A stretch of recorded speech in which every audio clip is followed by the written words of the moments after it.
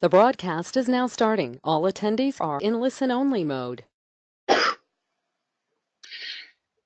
Greetings, everybody. My name is John Raphael. I'm the Director of Educational Services with the National Alliance for Direct Support Professionals, and we are about to dive into another episode of our National Alliance for Direct Support Professionals Code of Ethics 10-part webinar series.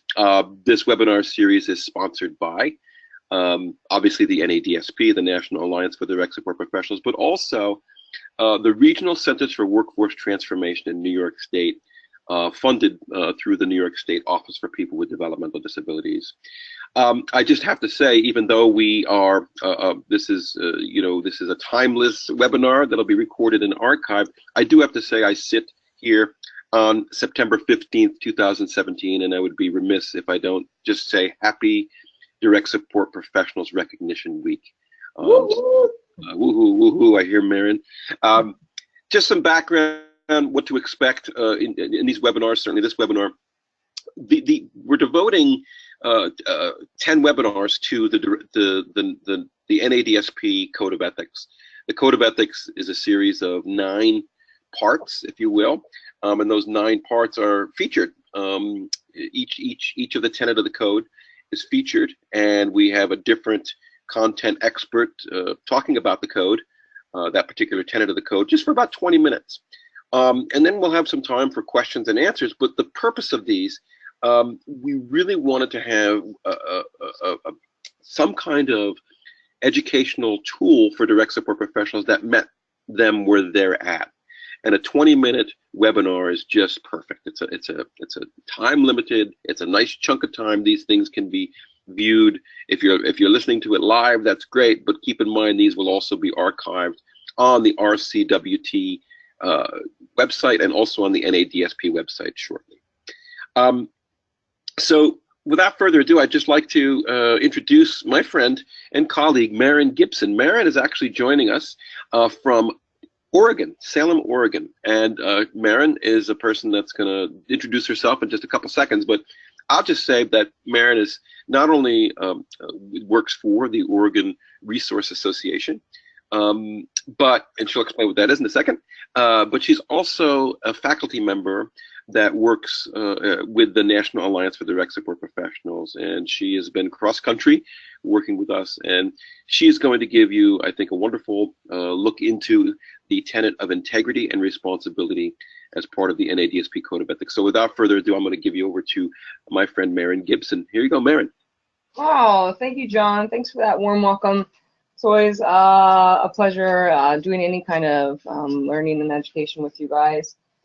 So as John said, I'm from the Oregon Resource Association. I'm the Director of Training and Policy Analysis, but I'll tell you what I really am. What I really am is a DSP, and what I really am is a family member of a person with a disability for the last 33 years.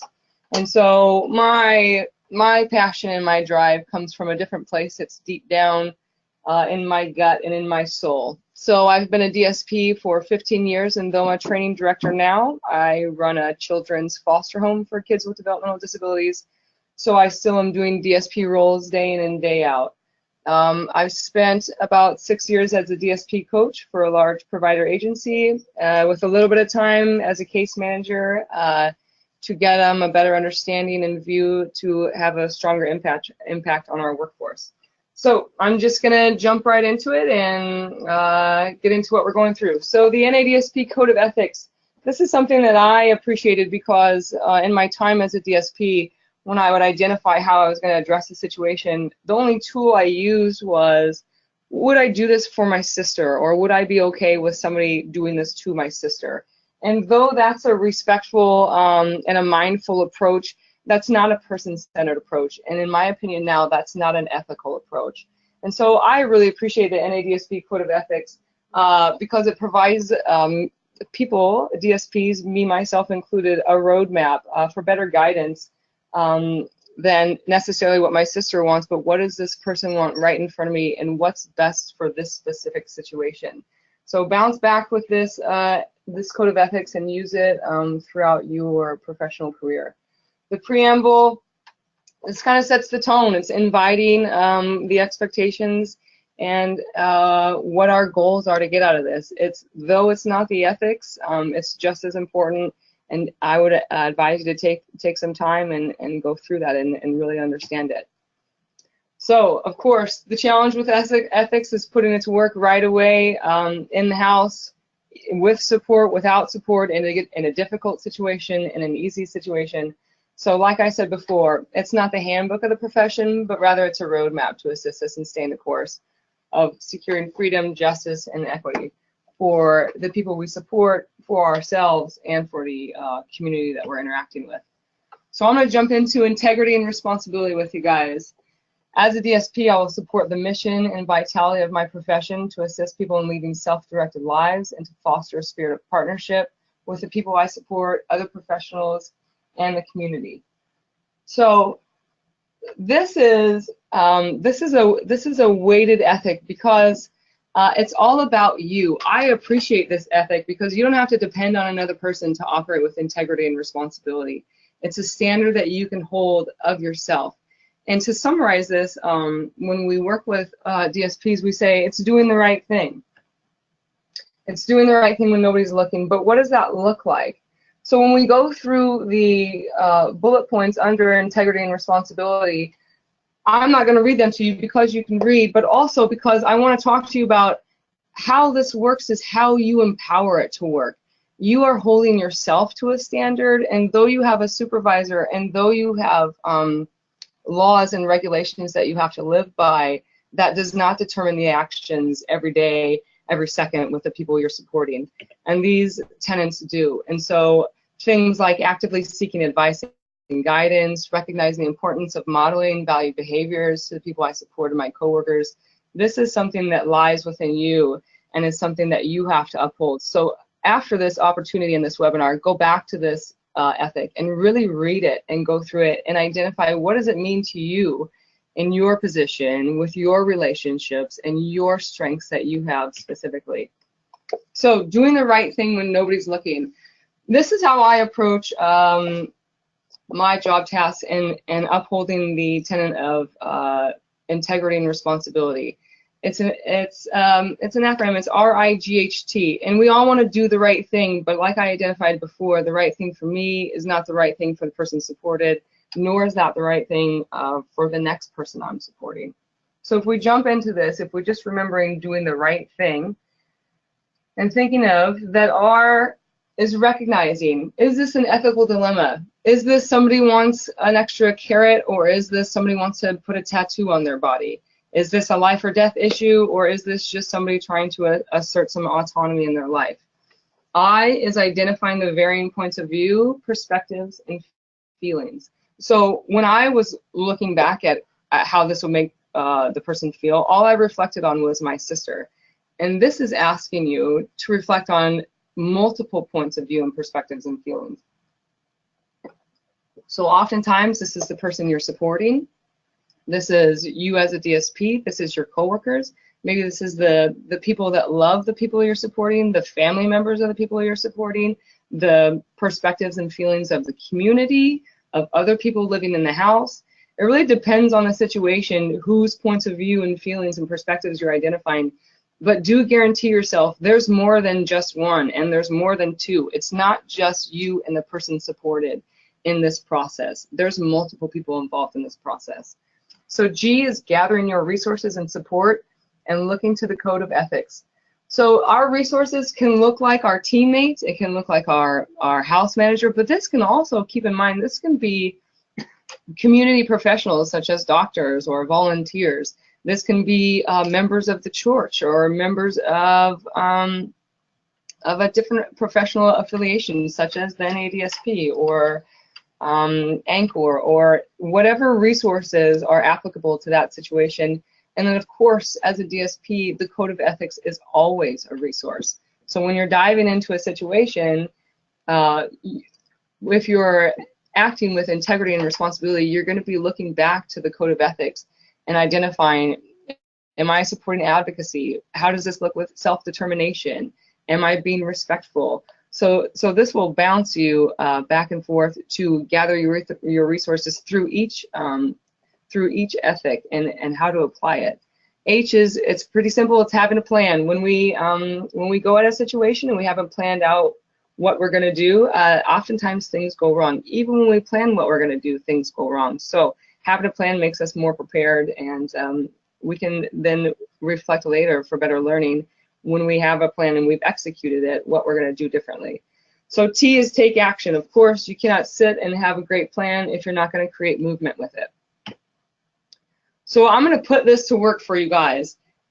If you were using the right method and this was a scenario that you were experiencing, I want you to really explore how you would support this. So if you're a DSP working a swing shift with Frank, he's not somebody you've supported before. This is not something that's rarely happens because there's so much turnover. This happens often. We're jumping in and filling slots where we need to be, and it's not typically where we know people. So you're supporting Frank as his DSP, and he wants to take the last $5 out of his pouch to go out to dinner with a woman that he asked to be his girlfriend. And so this is not, you don't know anything about this situation. You don't know about the girlfriend. And you know, you've taken your 5 minutes to read Frank's book, but you still don't know Frank that well. So your surroundings are you're working with another DSP and there are 4 other people living in a home. How do you approach this situation using the right method and upholding integrity and responsibility? So if we go back to the right method and we dive into this scenario, recognizing, is this an ethical dilemma? Well, I don't know, it's hard to tell. An ethical dilemma can be identified if you Google it or if you look it up in Webster's. You will see it's something kind of heavy, having moral duty or ethical intent. And really, how we identify it is there more than one right answer? Which, in the role of a DSP, that's pretty common. We could say, yeah, Frank, go ahead. We could say, I don't know, Frank, that's your last money and you have to go buy your shampoo. So is this an ethical dilemma? I would say, yeah, because there's more than one way to satisfy people. If we are identifying varying points of view, perspectives, and feelings in this scenario, we're going to talk to Frank, see how Frank feels. We're going to talk to the other DSPs in the house. We're going to see what's going on for dinner. If we're leaving another DSP with 4 people supported, we need to make sure that we are gathering how they feel about that and how we can be supportive of the home environment if, in fact, we are going to leave. G, if we're gathering our resources and support, maybe we can look in Frank's book and see his financial plan. Maybe we can look at some past log notes really quickly and see if he has a relationship with the person. We could look at the calendar and see if it's a date that is currently planned. We can, again, ask our fellow DSPs. We can ask our manager. We could even reach out to the behavioral team if we have access to them. And again, bouncing back to the code. If we're going to support Frank's self-determination, how are we going to go about this in that scenario? If we're going to advocate for Frank, how are we going to do that? What does that look like? And so if H, we're going to have a plan, my plan would be to talk to the people around me, talk to Frank, see how we can make this work. It doesn't seem detrimental to his health, and it seems like it might be a fun experience for Frank and I both. And my next step would be to take action. And sometimes we laugh about, when I work with people, about doing the righter thing, so R-I-G-H-T-R. So that is taking an opportunity to reflect. So if I made a plan through using the right method and I completed that plan with Frank, I would take an opportunity to look back and think, well, how did that go? You know, was the whole entire house a disaster when I left because I left 4 people supported with 1 DSP? Did it go well? Did Frank never even have a girlfriend and Frank and I were just ending up going out to dinner? You know, I'd take that time maybe on the drive home from work or the next morning when I'm getting ready just to think, you know, what was great about that situation and what would I do differently? So something that I think is really using integrity and responsibility is the process that you take. As a DSP, there are times when we do our job completely to the fullest of our capability, and the outcome is not what we were looking for, what we were working for, or what the person wanted. There are times when we are really functioning as a solid direct support professional, and the person that we're supporting ends up in jail, or they end up injured, or they end up sad and unhappy. And that does not mean that we did not do our job, and that does not mean that we weren't ethical, or that we didn't use our code of ethics, or that we didn't operate with integrity and responsibility. Sometimes we cannot just only support success. We have to support whatever comes, and in life, oftentimes that's not always perfection. So again, create an opportunity and expectations of ourselves to reflect, because when we can reflect on how it went, we can build better skills for the next experience that comes along. So part of this ethic is about investing in other people. To operate with integrity and responsibility, I believe as a direct support professional, you need to get outside of the home. You need to get outside of the relationship of just you and the person supported. I know it feels great when they look forward to you, they love you, they miss you, but what's even greater is when that's not a paid person. When somebody just comes to their house because they miss them, that's not being offered money. When somebody just calls them because they miss them and they want to hear their voice. So when we are thinking about operating with integrity and responsibility, we need to purposefully and mindfully assist them in investing in other people. So we are one person who is charged with the responsibility of supporting nearly all aspects of the people that we're supporting, all aspects of their lives. So if we just take one moment and we think, what makes us smile? Think about your own time. Think about yesterday. What made you smile yesterday? I can bet you there was people involved in that situation. It's all about people. We can have all the money in the world and we can buy all the materials and we can still be lonely. So we must mindfully grow and strengthen relationships and partnerships with people outside of paid support.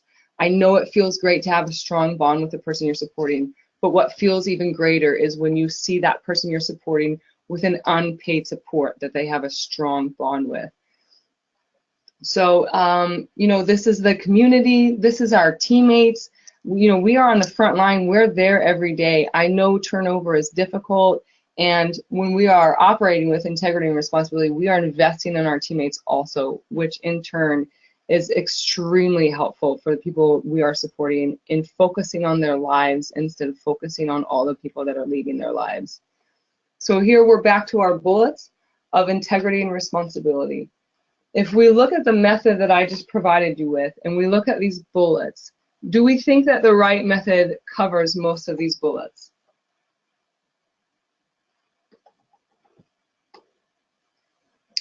If we look at even the first one, be aware of my own values and how they influence my professional decisions. Well, that would be the I in the right? We're identifying varying points of view. So that's being aware of my point of view, but also other people's point of view. If we skip down a couple and we say, we look at the bullet, advancing my knowledge and skills through ongoing professional development and lifelong learning. That's the reflection aspect of it. And that's the having a plan. So if we jump down to the second to the bottom, recognize the importance of modeling valued behaviors to coworkers, people I support, and the community at large. I'll tell you the right method is really helpful for me as a DSP, but I'll tell you a little secret also. This is also supporting informed decision making with the people you support. So if you use this right method with the person that you're working with, you are modeling good behavior to the people you support, to your coworkers, to the community, because you're involving the person you support, you're educating them to make their own decision, but also this is the process of supporting informed decision making. So, in conclusion, integrity and responsibility. To me, this is doing the right thing when nobody's looking. And I take it another step further. Not only am I going to do the right thing, and I'm going to take time to determine what the right thing is, I'm also going to take the time to reflect later on and identify, how could I do this differently? What can I draw from this scenario to use in the future? So as a DSP, you know, be mindful of the people you're supporting, you know, take care of their resources, be respectful, help them have good personal hygiene, but also look at yourself as a person and look at the relationships of the people around you and recognize and value that if we are working with integrity and responsibility, we are setting the people we support up for a future without us. So thank you. If there's any questions, feel free to pipe in. I would love to answer them. Wow, Aaron, that was Marin and Aaron, because I know Aaron's with Marin, but don't worry about that. Wow, I think what you did in less than 20 minutes, you put a real, I think a real focus on the integrity and responsibility in a way that, frankly, I love the right method. I haven't really. I've heard of it, I've used it, but I haven't used it recently. It's a powerful mechanism when you do that acronym, the right acronym. And well, I love it because you can do it on the fly, or you can sit down with your team and it can be a long hour-and-a-half discussion. You know, you can run through that if Frank actually just punched you in the face instead of wanting $5, you can run through that right method. Or you know, if somebody wants a hug and you don't know them very well, you can run through that right method and just really quickly come up with an action with intent. Yep, I agree. So thank you, Marin. This is great. I have a question. I don't think we have any questions yet from our audience, but I'm thinking, oftentimes a lot of DSPs, they do work not in a vacuum, right? So they're working, and maybe they're working, and generally, you know, a lot of DSPs work with some very challenging situations and with folks that and people that present maybe violence or you know, some level of intensity, right? But I'm thinking, and generally DSPs, they're fine with that. It's oftentimes I get the questions, what do you do when a coworker is problematic?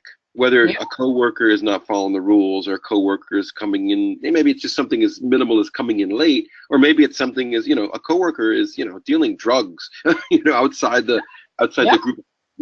Can I ask, how do you take this particular code and put it to that situation? I'll just throw that at you. Well, really, I appreciate that question, because that's a good point. That yes, I don't know how many of you have left the people you support in comparison to how many of you have left the team that you're working with. So yes, this is a great method, and it helps to be collaborative with your teammates. So I am that person in my early 20s that stood with their hands on their hips and their eyes bugged out and said, "And why didn't you take the trash out? You were here all night," right? But that's not inviting collaboration, nor is it inviting discussion. So when we go through the right method, even just in that, is that an ethical dilemma? Well, probably not, because it's just the trash, right? If we identify varying points of view, maybe the Awake Overnight had a really bad night. Maybe everybody was up. Maybe somebody was sick. Maybe somebody told him he can't empty the garbages at night because it's not safe to leave the people supported in the home. If we're gathering our resources, maybe we're looking around and we're seeing, is there a lot of chaos going on? Is he a new person? We're asking our supervisor, is there a way that we can support this better?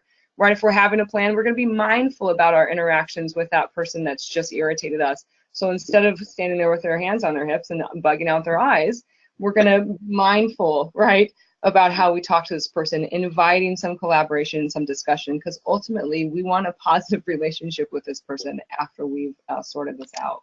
Yeah. That's yeah. I hear you.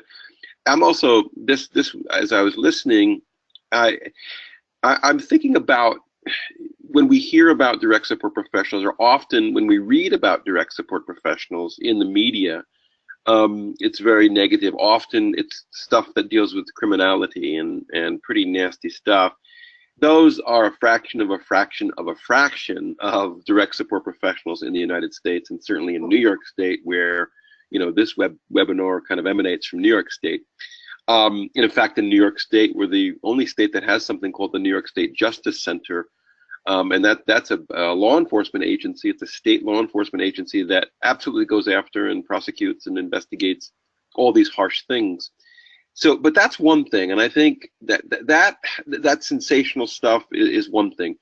I think it's more important to see this, and you painted it wonderfully, to see the code of the code of ethics that is about integrity and responsibility.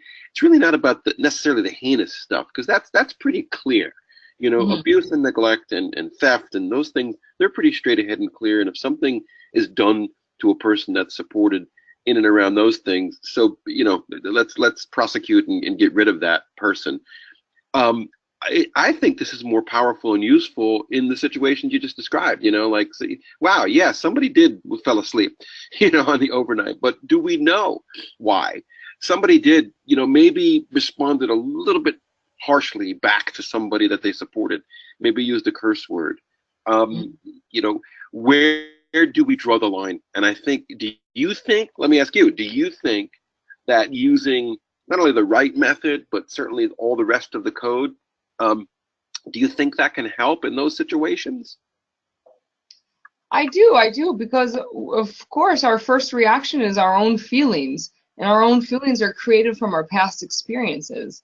So if we don't, if we were raised with somebody cursing at us all the time, we're not going to look at that situation like it's abusive, right? Or if we were raised in that environment, you know, we're going to be identifying feelings differently. So yes, I definitely use the code of ethics as a roadmap of where do we draw the line, and really it's taking the code of ethics and viewing it from the person supported. So if I was raised in an environment where people curse all the time, maybe I'm not offended by that DSP cursing with the person that they're supporting.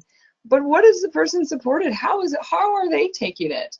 Yeah. You know, how are they processing that, and what does that feel like to them? And so yeah, I think that using the code of ethics, you can go through every one of those tenets, and for each scenario that's in front of you, if you're doubting if it's abusive or not, really recognize that. I will be honest, and I will not throw out any names, but there are some wonderful DSPs that support people that cursing and brunt language is their preference.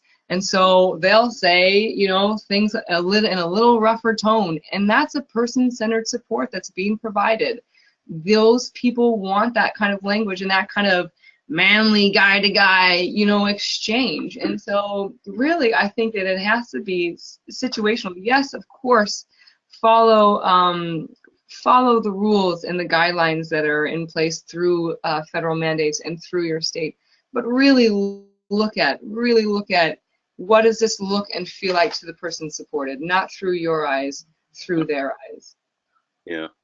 And I don't know if we have any, I don't think we have any questions yet, but that's, you know, I've got maybe one more comment and, you know, you can maybe wrap it up. I think once again, we see, and you just illustrated it in this, you know, this last half hour, that direct support as a profession is very messy, and it's not neat, it's not tidy. There's not little boxes we put things in. But it's funny, right, Maren? Sometimes the regulations and sometimes the rules and policies kind of make us think that we can. And I don't think we can. I just think it's impossible in the human services generally, but certainly in the world of supporting people with disabilities, I think we need something as a roadmap. And I think what you did and what you illustrated today was a great example of how we can use integrity and responsibility as a code to assist in these situations and these times when we're